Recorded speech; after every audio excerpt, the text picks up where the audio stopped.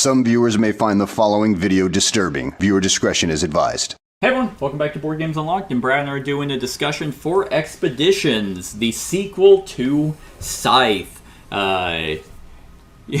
Sequel, like very loose terms. This is specifically the Ironclad edition, which the only difference is metal mechs, which I have. Very nice. They're awesome. That's the best part. Like, so if you're a fan of my channel for any significant amount of time, you would know that Scythe was my number one game for many years, till it was dethroned by Sleeping Gods, and then kind of has slightly fallen over the past few years. So you can imagine my excitement whenever I heard about this one, like as a sequel to Scythe, and you can now imagine my extreme disappointment when. Here's the thing: I don't think this game is bad.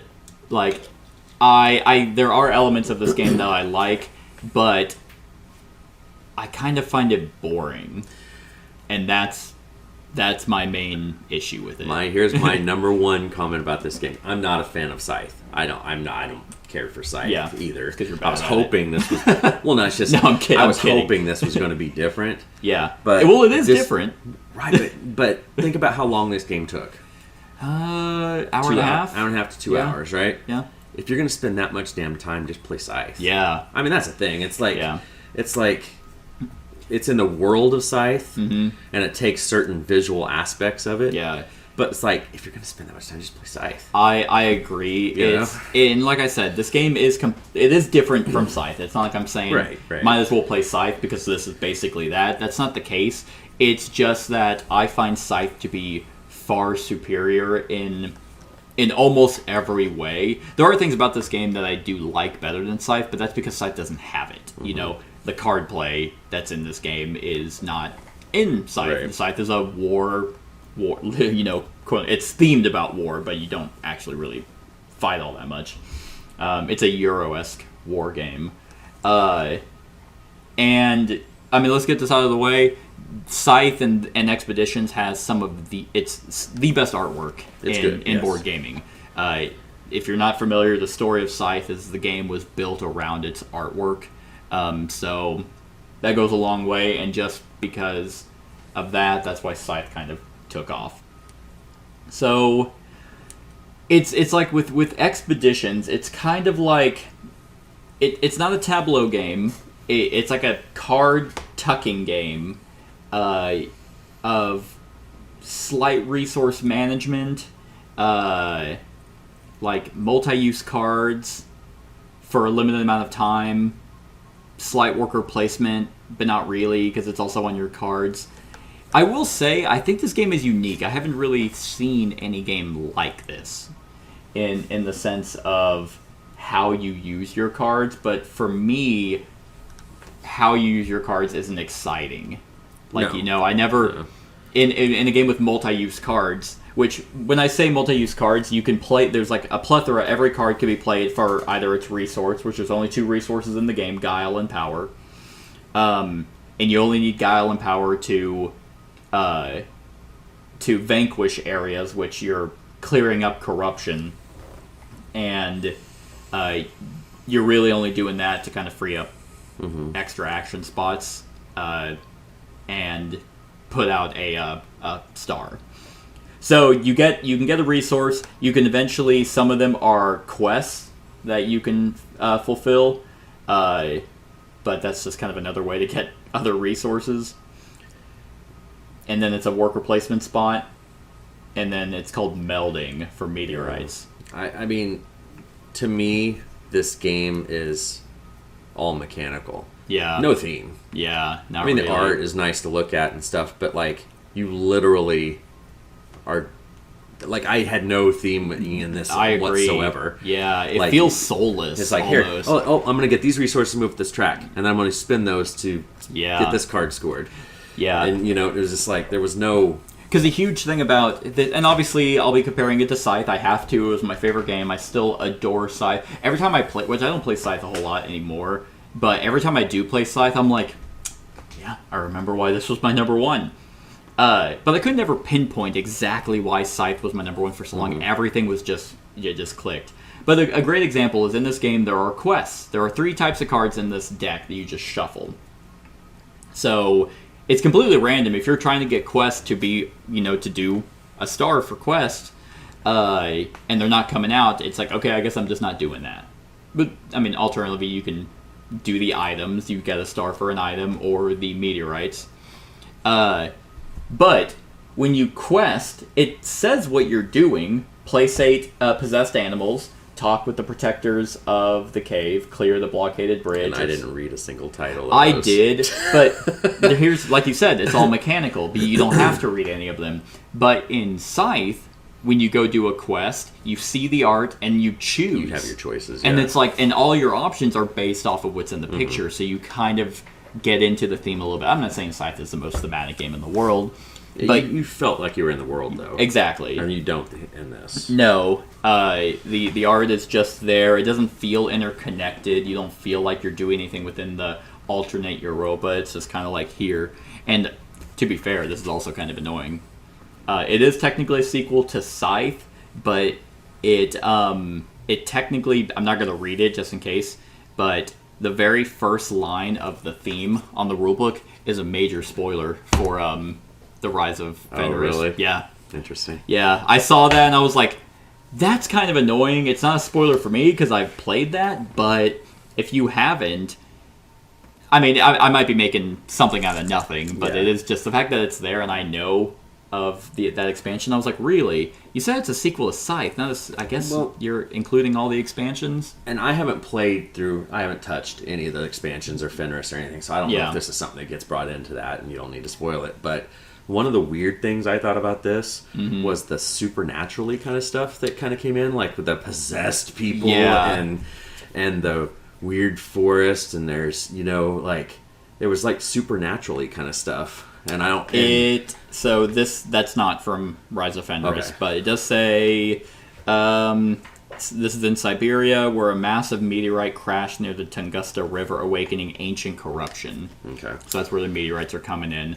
And I mean, I think that's cool. It's alternate Europa. It was already kind of sci-fi-ish anyway with the mechs, and I thought the kind of doing the almost Cthulhu color out of space kind of thing jumping in is really neat. But you do not feel that at all the entire time. The corruption are just numbers of tokens you draw from this bag, and you go there and you're like, oh, I have 5 guile, I'm gonna go there, use my bear to vanquish it, spend my 5 guile to take this, oh, and now I can do a meld. If I go to the weird forest, I can get a purple worker, or I can meld if I happen to have a meteorite. Yeah, so there's... Because here's the other thing that I have about this game, is I feel like in Scythe, everything is open knowledge, like to what almost anyone can do at any given time, except for combat. But combat, you can be like, okay, like let me look through the discard pile. Right.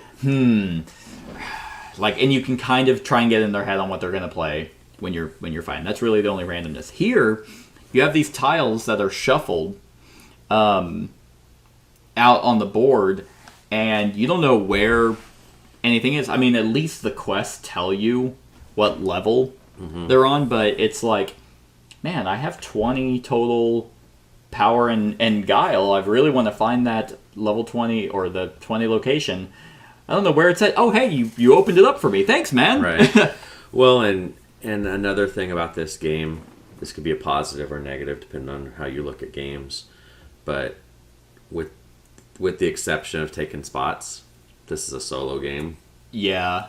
I mean, yeah. Ultimately, there's nothing that I do besides taking a spot. Yeah, right. Interacts with you. That So when is you true. were taking your turn, I was just kind of not really. Yeah. Yeah. You could. I mean, technically, it's like you could take a card I might want, but right. But it's just pretty much. Or you can do a corruption of a spot that I want. But yeah, you're not directly interacting with someone. The only kind of interaction you have with another player, like you said, is gonna stay here. In Scythe, there was combat. There was different stuff. There was area control because Right. you were putting out buildings. There's none of that here. At least I have a lot of map tokens. Yeah, there was also the race for the quest tokens because those were limited Right. in Scythe. Here, it's like it's just cards, and these map tokens they do nothing unless something specifically says to do something with them. So what is interesting about this game? Well, at least for me, I didn't find really anything like super exciting, but it's like on your turn, they kind of wanted to replicate that action selection in Scythe, but it's very, very shallow. It's like, okay, you can either move, play a card, or gather, and the gather is do the location action. So unless at the beginning of the turn you get to do all three, but ever since then, turn after turn, you have to move your cube around to where you can only do 2 out of the 3. So if you move it on to move, you're gonna play a card and gather. But you can't keep it there. So the next turn, you either have to refresh, or it's like, okay, I'm gonna now move and gather. But I also found that kind of extremely arbitrary, where you can kind of just keep hopping back and forth between locations. Because if I wanted to be a dick on that 20, I literally could have sat there. You could have stayed there. Eventually, you would have had to refresh because you would have had no cards left to play, and you have to play cards. Right. So, but yeah, But I could just choose to refresh and stay there. I mean, that is true. You know what I'm saying? It's like Well, because then but after that refresh, then you would have to move. right, but you just No. you can't go backtrack. No, Okay. no, you can't just hop back and forth. Right. You have to go to a new location. Gotcha. So you can puppy guard for a little bit, but like it's just kind of like you're delaying the inevitable. Like while you're doing that, I'm gonna now start going around and getting a bunch of workers so Right. I can do this star. Yeah. And the other thing that I kind of find it really dumb or bizarre is there are specific locations that you have to go to actually place stars out. Some people might like Right, that. right. Some people might like the fact that you have to go to a spot to boast, and that's how you place those out. But I almost find Scythe, you just As soon as you Yeah. did it, achieved it, you put Yeah. it out. Yeah. it almost made the game longer because then you had to go find those locations Right. and then hope you could gather. Well, first you had to vanquish it. Yes. Then you would be like, oh, I did it. Now I can finally. I've been holding on to 4 quests and 4 meteorites and 4 items and 7 workers. All right, time for me to hop back and forth and sandbag my 4 things. Oh, game's over. It's like I just find that weird. Instead of like, I guess you could just keep an eye on your opponent and be like, okay, that's what he has, but we haven't found any of those locations. I just don't like that as a game mechanism, especially whenever it's like, well, it's the sequel to Scythe. Oh, well then stars should be placed out immediately when you complete the thing. Nope. Gotta find those 3 locations that let you do it, one of which is blocked until someone can actually pop 20, and then they get basically a free star out. Yeah, like, because you would think in theory that the multi-use cards would be super cool, but the items, which are like how you become unique, like I didn't find them as like passive abilities. It's like, okay, yeah, that's a thing. You got anything you liked about the game besides the art? I don't know. I mean, I came at this just like I said at the beginning. I don't like Scythe itself, so I was hoping for something more.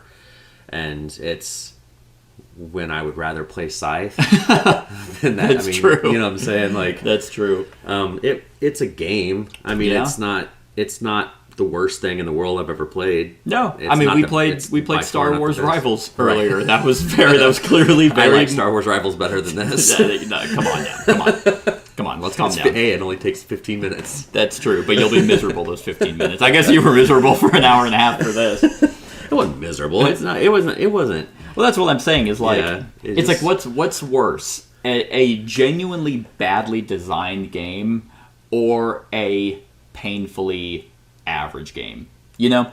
It's like, at least, it's kind of like, would you rather watch a shitty movie like Sharknado or The Meg? It's like, or would you rather watch a movie that gives you feel nothing? You're like, man, do I have depression from watching this? Because I feel nothing watching this. And I would say that the latter is the worst. Because at least in a bad game, you can make fun of it. Right. You can have a good time. Just laugh. Like same with a bad movie. So my argument is that, well, I got nothing out of this. Like, I'm not mad about it. I'm just disappointed. Mm-hmm. And I didn't come in being like, this is going to replace Scythe, or this is going to be just as good. I knew it was different. I had seen, kind of how it was played, but... And it's like, I like Jamie as like a designer, so it's not... I don't think there was any like malicious cash grab on Scythe, because it's like, well, it's been, what, 6 years since Scythe came out. So I think he was trying to do something different. Clearly he didn't want to do another war game. But it almost feels like he didn't know how to use this world. Like clearly, and it's like, well, he didn't want to do, not a dungeon crawl, but like he didn't want to do like a RPG or any type of storytelling. I can tell you though, like a Sleeping Gods-esque kind of game in this universe, that'd be pretty dope. Yeah. And after the success of like his expansions, with Rise of Fenris being amazing, it's kind of like, well, where do you go from here? It's like, well, make something different. Like, you don't have to just do something else. This could have been... I feel like if this didn't have the Scythe name on it, maybe it would have been... It wouldn't have... It's not going to be as... It wouldn't be compared to it. So maybe people would have came in and kind of liked it more. I don't know. Unless you have the really heavy, hardcore Scythe fanboys that like anything about the world and... Yeah. But that's the other thing. It's like the world is based off its art. Like, as far as I'm aware, there's like no lore around it. Like, there might be somewhere the artist might have actually written stuff about a world, but I've always gotten that stuff from from Scythe.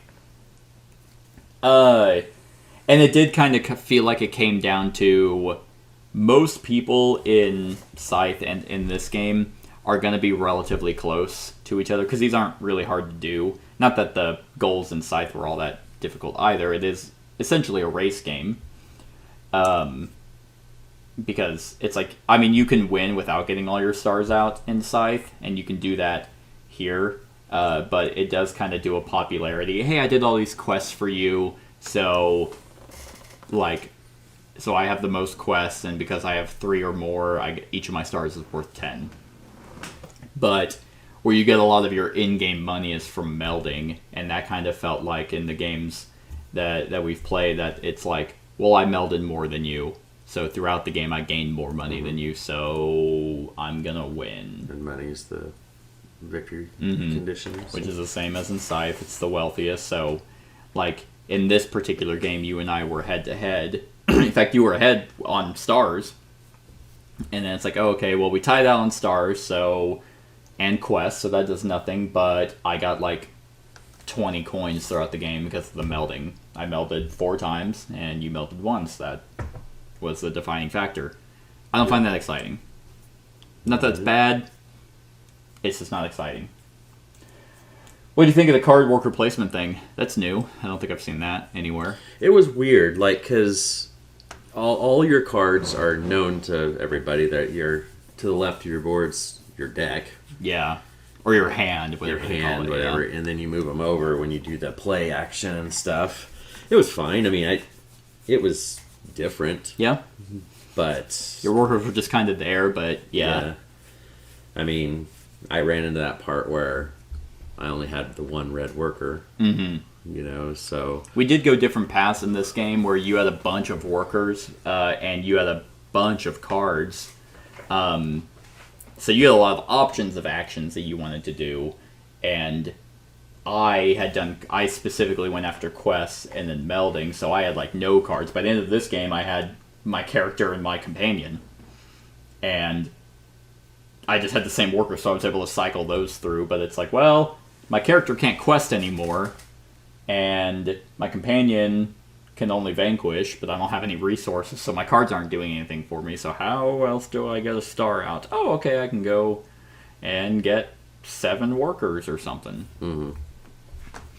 Because we both basically went from opposite ends, like, and where it's like 7 workers or 5 map tiles, 8 cards, 7 corruption, and then the other end is kind of the harder ones because that just takes up more time to quest and all that. But it's different. Like, I commend them for that. Like, multi-use cards, I haven't seen anything of a worker placement where you actually you could not ever interact with someone else's cards or workers. Like, you can't use your workers to block a spot. It's like, nope, these are my very specific things that I can use. Like, I have this Mind Stone meteorite card. If I go and place a yellow worker on it, I'll get a Guile, and I can place a worker on an active card to activate its ability. And if I have 2 mended meteorites, I can gain a power per placed worker. And then for this one, I get $1 per placed worker, max of 3, whenever it slides in. I will say I do like that whenever you quest or you meld, it does stack. That's nice. That can feel good. But I'm stretching, really. Yeah. For, like, the metal mechs are awesome. Like, the one I have right now is Odin's Wrath, and it's a Viking ship that's fucking dope. Like, who would ever think of that as a design? Yeah.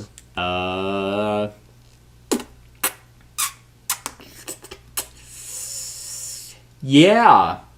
The location. I have a feeling the solo is pretty much just going to be the same game, just with an AI guy Probably running around. Yeah. I mean, it's been a while since I played the solo variant for Scythe. I remember it being pretty good. Here's the thing is I don't really want to try the solo variant because it's not like... I don't really like this game to be like, oh, maybe solo will be better. It's like, we just got done playing a 2-player game. I felt like it was solo the whole time. Yep. Except for the one time where, like, in this game where I was like, man, where is the 20?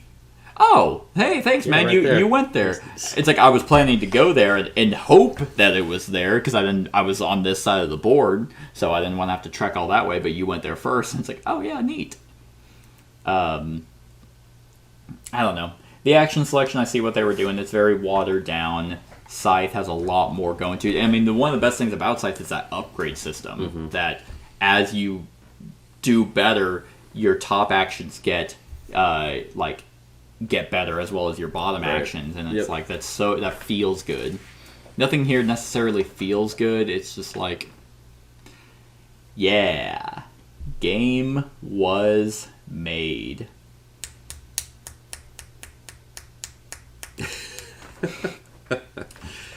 Yeah, I don't know.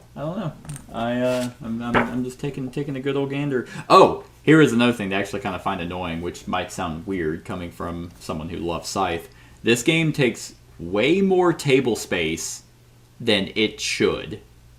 Like, I feel like with the metal mechs or the plastic mechs, I mean, they're big and they're detailed and they're sexy, but with the way you tuck cards underneath your board, like, this is a 4x6 table, and there's not a lot of components here, but yet every time I had to tuck, I had to like push things away or move things because your hand is a row of cards. Your active area is a row of cards, so you basically have to have. Imagine playing this with 4 players. It's just like, oh, sorry. Like, I mean, theoretically, you could just hold your cards, and then play them. Yeah, 'cause it's not like you have to keep them secret from anybody, or it doesn't matter if you do keep them secret. No stealing cards or anything. Of like, oh, hey, what can you do? I'm never going to look at another player's active hand and be like, what can he do? Nothing that I can stop. All those cards he has, that's what he can do. Yep. Anyway, I'm going to look at what I can do. So that's what I would do, is like just actually make your hand a hand of cards, because a lot of stuff references stuff you control, or hey, complete a quest that's in your hand or active. Okay, well, if it's in your hand, you can just keep it in your hand. You don't have to have a tableau of your hand. Just some weird design decisions. I think that's it. I think that's all I can really think of. I mean, did you think the market of the face-up cards was neat? That's really what it was. It was just a market.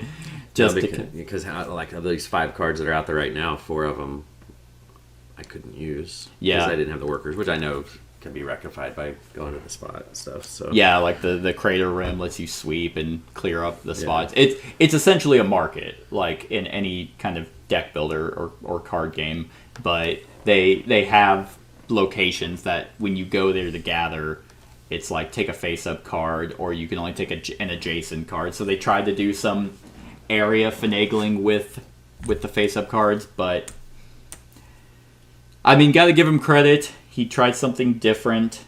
This game is different. There's a lot of stuff that I almost feel like he's onto something, you know, that it's like there's something to be said about the way that things are done here. I just feel like if you're going to do something with multi-use cards and unique, like, passive abilities or stuff like that, that you gotta make them cool. Like, in a game like this where my fucking mini is a Viking warship with crab legs, I want to feel like I'm doing something with that. You could have been on the Stormy Sea. I could have. There's your boat right there. Yeah, it's right there, and I could have discarded cards and got a card. Yeah. That's really, it's like your metal mech like doesn't feel badass. Like in Scythe, of course, you have your character who right. And then when you have your mechs out, it's like, oh, I'm gonna use these for war or resource marching. Yeah, they just look good here. Scale of 1 to 10, what do you give in Expeditions? I am going to give it a 4. A 4? Yeah, it's like I said. I mean, I think if I was going to give Scythe a rating, it would probably be a 5. Okay. Because I'm not a huge fan of that. Yeah. Scythe is better than this, in my opinion. It's just meh. Yeah. For all intents and purposes. I mean, yeah. You know? It's like, I wonder, because you've just played base game Scythe. Mm-hmm. Yeah, I wonder if any of the expansions would sway you with a solid group. I just didn't like how the game played out. Like, it was just weird to me, and I never Gloomhaven, really right? Well, I played this multiple times. You gotta play My Little different... Scythe. So let's do that, and then you'll like Gloomhaven, No, then you'll like Scythe. I've played Scythe about 5 or 6 times with different groups, and it just never doesn't click. Yeah, that's fair. So yeah, Scythe is kind of one of those games that it's like, if someone would be like, "Why was it your number 1?" I'd be like, "I don't know. I just loved everything about it for the longest time."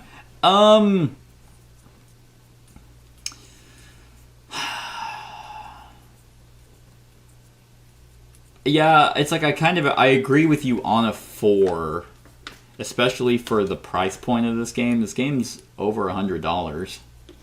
A little over $100 with the metal mechs, the Ironclad edition, which doesn't even come with the fucking metal coins. You have to add that as an add-on. Those aren't made out of iron. They could have been.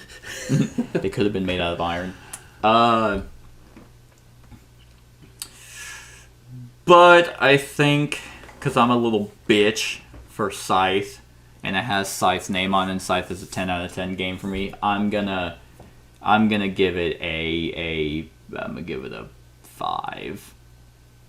Like, I think, like, if someone, I would never play this, like, at max player count, 5 players, that would be fucking awful. Does the board get bigger with more players? No. Oh, so this is it? This is it. Wow. Yeah. The size, the board is the size. It's based off the base camp. So it's just more people in your way and longer. Interesting. Yeah. So I've enjoyed this game at 2. BGG says best at 2 or 3. So I'd kind of keep it at that.